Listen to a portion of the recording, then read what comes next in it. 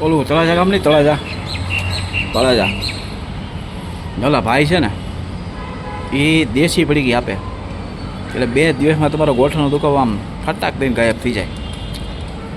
કાં તો ઓલા ઓલું ગામ નહીં, હા ઈ જ તે, ત્યાં જાદુઈ તેલ અને પાવડર આપ્યો એટલે કમરે ઘસનો દુખાવો ગાયબ. આ જાદુઈ તેલ પાવડર લઈ આવો ને એટલે કમરનો દુખાવો, ગોઠણનો દુખાવો, ગમે એવો દુખાવો હોય ને એક ફટાકે ગાયબ થઈ જાય. આવું છે ને તમે ક્યારે ને ક્યારે કોઈક ઓળખીતા મોઢે, તમારા સગા સંબંધીને મોઢે, કોકના મોઢે તો સાંભળવું જોઈએ.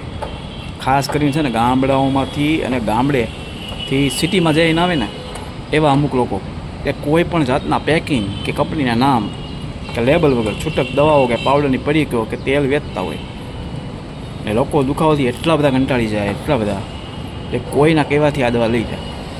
દવા લે એટલે તરત ઇન્સ્ટન્ટ રિલીફ મળી જાય, દર્દી રાજીના રેર ને બીજા 10 લોકોને સલાહ આપે કે ત્યાં જવાય, આ ભાઈની દવામાં જાદુ શું હોય, તરત મટી જાય. આખી ચેન આમના મહિલા જ કરે.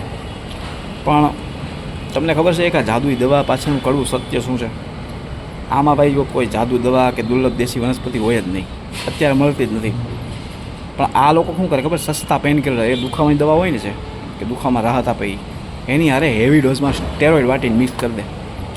અને સ્ટેરોઇડ છે ને એવી વસ્તુ છે કે તમને ઘણી તકલીફમાંથી રાહત તો આપી દે તાત્કાલિક, પણ દુખાવો છે ને કલાકોમાં ગાયબ કરી દે.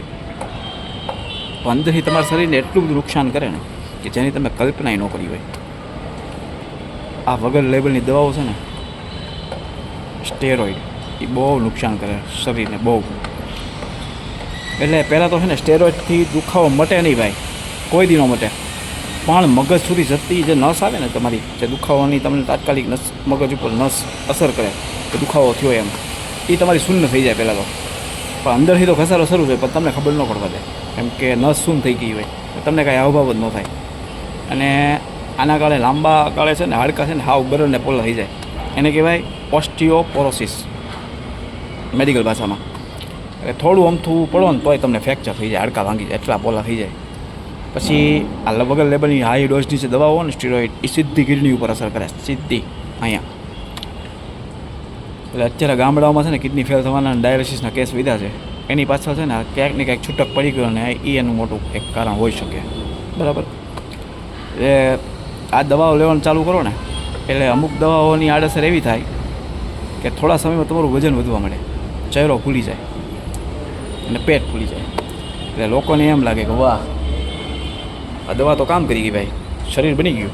પણ હકીકતમાં છે ને એ શરીર બને નહીં, પાણી ભરાઈ ગયું હોય, જેને મેડિકલ ભાષામાં કે વોટર રિટેન્શન, મેડિકલ ભાષામાં પાણી ભરાઈ જાય, શરીર ફૂલી જાય.